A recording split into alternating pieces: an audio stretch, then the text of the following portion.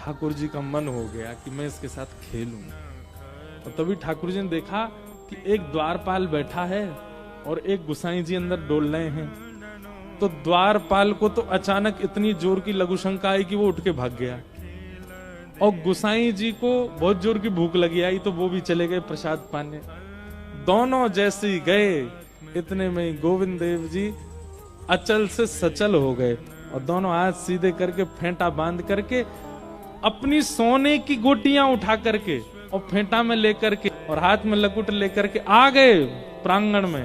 और प्रांगण में आकर के बोले, चल अब खेल मेरे साथ। और राम प्रसाद बालक के साथ में गोविंद देव जी गोटी खेलने लगे। वो बालक खेल में तो उसकी कमरुचि, ठाकुर जी जैसे चलें, ठाकुर जी जैसे बैठें, ठाकुर जी जैसे मुस्कुरावें, ठाकुर जी जैसे जो नैन मटका में, वो तो उन्हीं पे ही मोहित होता जा रहा था। इतने सुंदर लग रहे थे ठाकुर जी। नैनाभिराम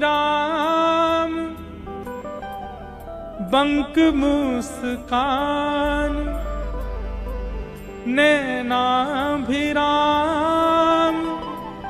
बंक मुस्कान, बाहम रूढ़ लजावत खान। ये देखो श्याम, ये देखो श्याम, यही तो है मेरे जीवन का। ये देखो श्याम, ये देखो श्याम, यही तो है मेरे जीवन का। ये कैसे ठाकुर जी बोले, नैनाभिराम। अभिराम ने ठाकुर जी की बांह हिलने पर पागल हो जाता है। इतने सुंदर हमारे ठाकुर जी। बांह मरोड़ लजावत खान, ये देखो श्याम, ये देखो श्याम, यही तो है मेरे जीवन प्राण। ये देखो श्याम।